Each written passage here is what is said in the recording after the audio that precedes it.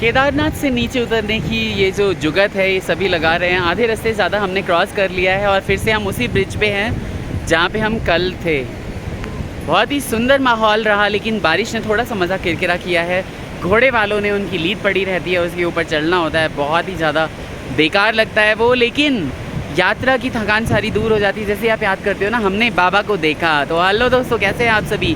बाबा केदार के दर्शन करने के बाद का जो ये व्लॉग है वो मैं यहाँ से शुरू कर रहा हूँ। मेरा फ़ोन हो गया है ख़राब, सुबह जी के फ़ोन से मैं शुरू कर रहा हूँ और फिर मैं ट्रांसफ़र करके सारे के सारे व्लॉग्स डालूँगा। तो अभी तो मैं सुबह जी के फ़ोन पे ही ट्रस्ट करूँगा फ़िलहाल के लिए। क्यों भाई? और देखिए कितने दिलदार कह रहे मेरा फ़ोन ही ले जाओ। आई होप मेरा फ़ोन काम कर जाए। बिल्कुल, बहुत ही अच्छा लग रहा है यहाँ पे तो, और एकदम इसकी वीडियो क्वालिटी भी बहुत ही अच्छी लग रही है ना। आप लोग भी ज़रूर फीडबैक दीजिएगा। केदारनाथ से वापसी के रास्ते में भी जैसे हमें शुरुआत के रास्ते में जाते वक्त के रास्ते में जितने वाटरफॉल्स दिखे थे वैसे ही वाटरफॉल्स अभी दिख रहे हैं। घोड़े खच्चरों की वजह से थोड़ी सी दिक्कत ज़रूर होती है, लेकिन केदारनाथ बाबा के दर्शन करके तो भाई आनंद ही आ जाता है। पूरे पहाड़ देखिए एकदम बर्फ़ से भरे हुए। पीछे वाले पहाड़ थे, अब तो बर्फ़ वाले नहीं रहे लेकिन हरियाली से भरे हुए हैं। क्यों सुबोध जी, कैसा लग रहा है आपको? बहुत ही मज़ा आ गया भाई। ये ऐसे इंसान बोलते नहीं है ज़्यादा, लेकिन इस ट्रिप पे बहुत बोले हैं। करीब 5 बज गए हैं और अब भाई अभी तक हम जंगल चट्टी नहीं पहुँचे, और जंगल चट्टी से भी 3.5 किलोमीटर का रास्ता रहता है। तो कोई भी जो श्री बाबा केदारनाथ के दर्शन करने आते हैं ना, वो ये ना सोचेंगे कि ट्रैक बहुत ही ज़्यादा ईजी है। मैं दसियों लोगों से फीडबैक ले लिया, मैंने कोई भी ये नहीं कह रहा है कि किसी को पैदल आना चाहिए, लेकिन जब लोग चढ़ाई कर लेते हैं, आधा रास्ता पहुँच जाते हैं, सोचते हैं क्या हम पानी के पैसे दें, तो इसलिए वो फिर खच्चर नहीं करते, घोड़े नहीं करते। आते वक्त तो आप इजीली उतर सकते हैं, बस थोड़ा सा स्ट्रेंथ होना चाहिए। मैंने तो कल रात को ही डिसाइड कर लिया था। ये कह रहे थे कि कल हम सुबह डिसाइड करेंगे क्या करना है हमें सुबह, लेकिन मैंने मॉर्निंग में बहुत अच्छा फील होने लगा, फिर गर्म पानी से नहा के और इस तरह से फिर हमने क्या किया कि हम पैदल ही उतर रहे हैं। ट्रैक करते करते आप ये देख लेना कि उतरना है सिर्फ हमें, बावजूद उसके 5 घंटे लग गए। 12 बजे निकल चुके थे हम वहाँ से। बहुत कठिन है भाई लोगों, बहुत कठिन। लेकिन हाँ, ये भी है कि हम बहुत रुकते रुकाते आए हैं। 1 घंटा बारिश हो गई थी तो हम GNVM के एक रेस्टोरेंट में वहाँ पे खाना खाने लगे, फिर एक जगह मैगी खाने लगे, फिर चाय पीने लगे। इससे रुकते रुकाते आ रहे हैं। अभी भी हमने चिप्स खोल के खाई, तो इस तरह से चल रहा है। लेकिन इस तरह की जो ब्यूटी आती है ना, तो मुझे मन करता है कि थोड़ा बहुत मैं रिकॉर्ड करके रख लूँ, आप लोगों को दिखाऊँ। देखिए ना कितना सुंदर लग रहा है ये सारा, मतलब पहाड़ों से ताज़ा ताज़ा पानी आ रहा है। हम लोग पता नहीं कब देखेंगे। मैंने इनको कहा अब तो भैया हमें चॉपर से आना है कभी भी, तो लाओ मैं व्लॉगिंग कर लेता हूँ, क्योंकि पैदल तो मैं नहीं आऊँगा बाबा केदार के दर्शन के लिए। रिफ्रेश थे, दर्शन हो गए थे, इसीलिए मन करा कि चलो पैदल ही उतरते हैं। बिल्कुल। और मेरे ख्याल काफ़ी हमने कवर भी कर लिया, बहुत कवर कर लिया है, और अब ज़्यादा हाँ काफ़ी जल्दी कवर किया है।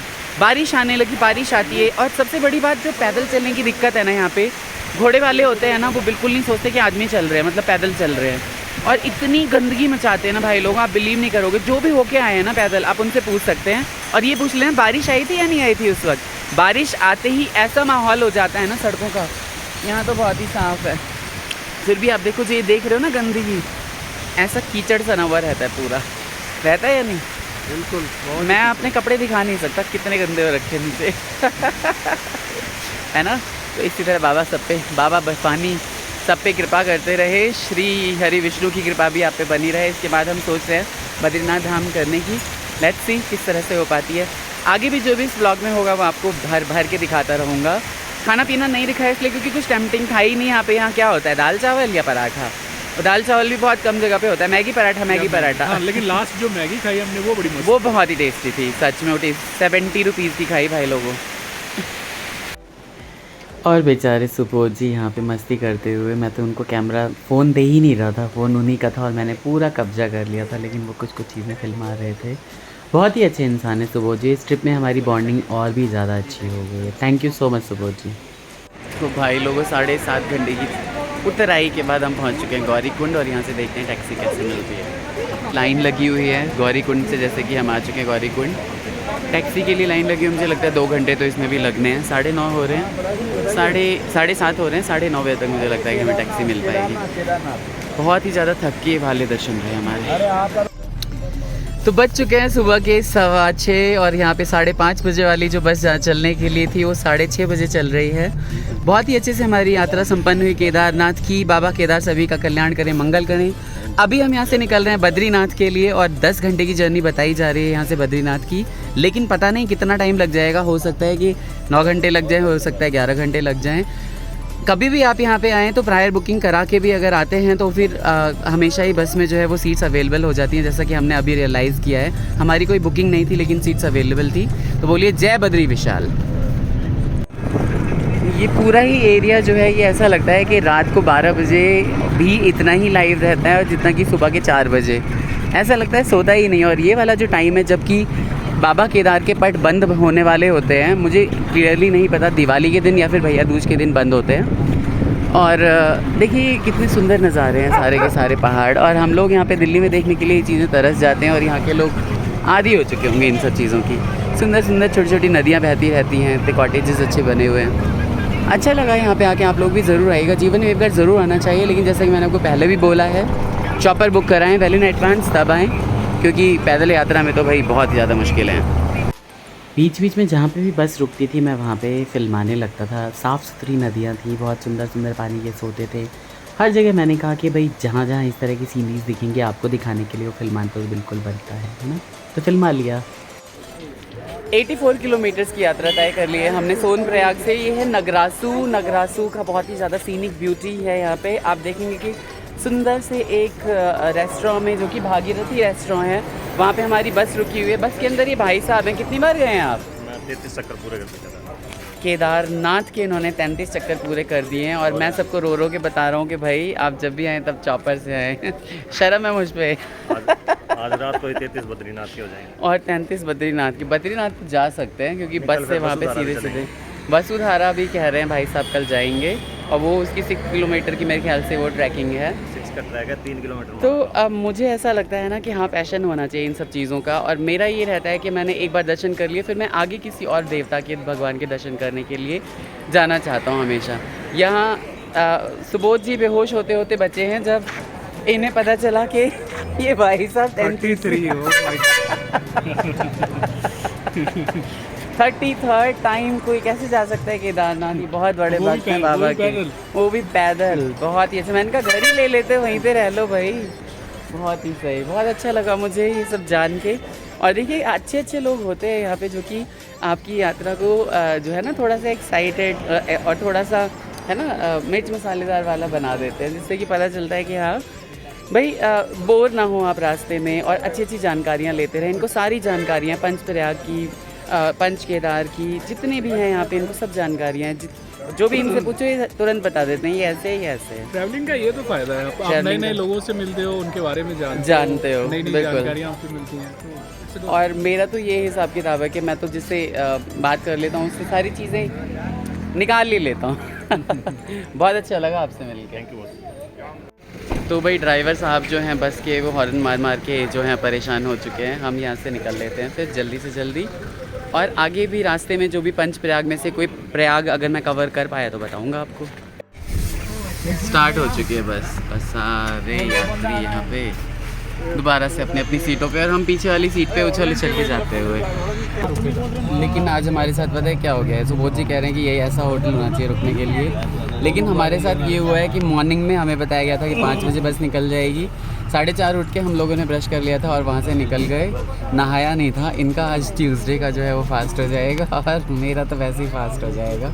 बिना नहाए मैं कुछ खाऊँगा नहीं। फैसिलिटीज देख के मिसिंग। हाँ सीरियसली मैंने वहाँ देखा डोसा बना हुआ है। इनका भाई साहब यार सीरियसली नहा लिया होता तो डोसा ज़रूर खाते। बाकी उत्तराखंड में बहुत ज़्यादा मुश्किल है, मतलब इस तरह के अच्छे रिजॉर्ट्स वगैरह होते हैं, होटल्स होते हैं, तो वहीं पे आपको मिल सकता है। अदरवाइज़ आपको थाली मिलेगी या फिर जैसे आप दिल्ली में खाना खाते हो वैसा। बट जैसे छोले भटूरे या डोसा इस तरह की चीज़ें आपको नहीं मिल सकती। पंचप्रयाग में से एक ये जो प्रयाग आया है हमारे पास, नंद प्रयाग कहते हैं इसे। यहाँ पे ये नंदाकिनी नदी आपको दिखाई दे रही है जो कि अलकनंदा नदी से मिल जाती है, और उस संगम को बोलते हैं नंद प्रयाग। और इसी नंदाकिनी नदी के नाम से ही इस नगर का नाम भी संभवतः जो है वो नंद प्रयाग पड़ा होगा। ये मंदाकिनी और नंदाकिनी में आप कंफ्यूज मत होना। मंदाकिनी जो है वो केदारनाथ से निकलती हैं और ये जो है ये बद्रीनाथ के रास्ते में हैं। तो पंचप्रयाग का एक प्रयाग, एक बहुत महत्वपूर्ण प्रयाग ये भी है। तो इस सुंदर वादियों से जो यहाँ पे मैं ये फिल्मिंग कर रहा हूँ, ये थोड़ा सा रिस्क लेके, लेकिन बहुत ज़्यादा रिस्क नहीं है इसमें, बट देन दिखाना चाहता हूँ आपको कि आप सभी को एक बार ज़रूर उत्तराखंड आना चाहिए, क्योंकि इतने सुंदर सुंदर मोहक दृश्य तो आपको सिर्फ देवभूमि में ही मिलेंगे। मैंने कई जगह बोला है अलकनंदा का पानी गंदा है, इसीलिए गंदा है क्योंकि बहुत सारे हाइड्रो प्रोजेक्ट्स चल रहे हैं उस पर, और उनकी मिट्टी जो है वो सीधे नदी में बह के जाती है, कई सारे पेड़ काटे जाते हैं, सड़कें बन रही हैं, और जितने भी लैंडस्लाइड के बाद अब जो ये मौसम खुला है तो ये सारी की सारी चीज़ें सही हो रही हैं। तो होता क्या है कि इन सब चीज़ों में ना लोग इतना ध्यान नहीं रखते। मुझे ऐसा लगता है कि इन्वायरमेंट का इतना ज़्यादा ध्यान नहीं रखा जाता, सब कुछ नदी में बहा दिया जाता है। लेकिन अभी देखिए पीछे कितनी ही साफ़ है अलकनंदा, बहुत ही साफ़ अलकनंदा नज़र आ रही हैं अभी।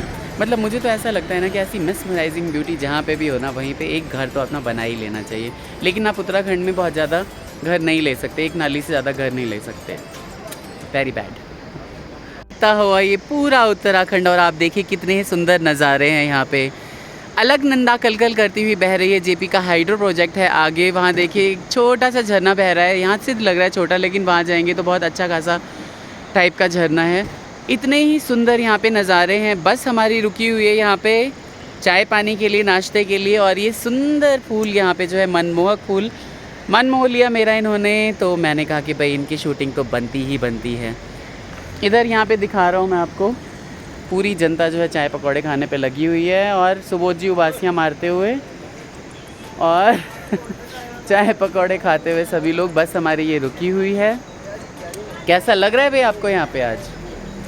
मज़ा आ रहा है। हाँ। बस एक चाय हो जाए। हाँ बिल्कुल, उपवास भी हो गया है तो हाँ। काफ़ी टायर्डनेस फील हो रही है। बिल्कुल बिल्कुल बिल्कुल, आज उपवास है सुबोध जी का। यहाँ देखिए ये ऊंचे पहाड़ों की श्रृंखला, कहीं पे डर लगेगा आपको, कहीं पे बहुत ज़्यादा एक्साइटमेंट आएगी, बहुत ही अच्छा लगता है। मुझे नदियाँ देख के बहुत अच्छा लगता है हमेशा से ही, सदा से ही। जब भी पानी देखता हूँ तो मेरा मन बहुत ही ज़्यादा प्रफुल्लित हो जाता है। लेकिन आज तो फूल, हरियाली, सब कुछ साथ में है। वो बात अलग है कि अभी तक मेरा भी उपवास ही है। भाई यहाँ पे तो ऐसी भीड़ लगी हुई है ना इनके पकौड़ों की, देखिए बिल्कुल गरम गरम पकौड़े तले जा रहे हैं, गर्मा गर्म चाय बन रही है, और भैया को सिगरेट भी चाहिए। मतलब बहुत ही अच्छा लग रहा है मुझे तो यहाँ पे खड़ा होकर, खुशबू सूंघ के खुश हूँ। फिलहाल उपवास है मेरा। कितने ही सुंदर नज़ारे हैं भाई, लोगों पता नहीं दोबारा कब ये चीज़ें देखने को मिलेंगी हमें। ये भाई साहब बहुत ही ज़्यादा अच्छी इन्फॉर्मेशन देते हुए हमें पूरे रास्ते आ रहे हैं। हम रुके हुए हैं गरुड़ गंगा पे। गरुड़ गंगा हमारे पीछे है बिल्कुल, ये देखिए ये गेट है और टेंपल है। बहुत ही सुंदर यहाँ नज़ारे हैं। कंडक्टर भाई साहब यहाँ पे, यहाँ सारे के सारे जो हैं वो लू के लिए लग रखे हैं लाइन में। आप देखिए जहाँ पे भी मिल जाता है जिसको भी जगह, वहीं चला जाता है। पहाड़ों की ज़िंदगी बहुत ख़ास है।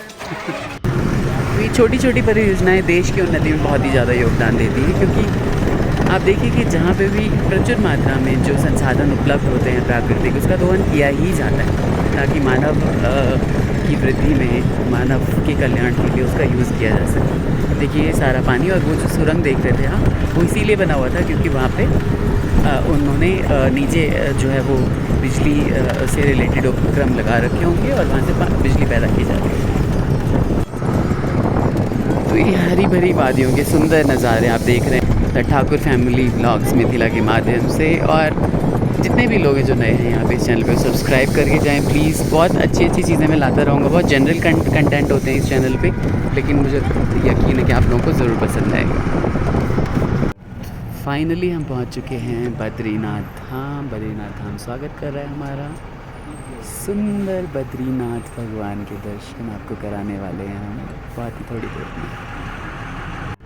तो बद्री विशाल की नगरी में हम पहुंच चुके हैं, पहुंचने ही वाले हैं थोड़ी देर में। और ये बर्फ़ से ढके हुए पहाड़ जिसमें आपको दिखाना चाहता था, बहुत ही सुंदर नज़ारा है। ठंड भी बहुत ज़्यादा बढ़ गई यहाँ पे ऊपर आके।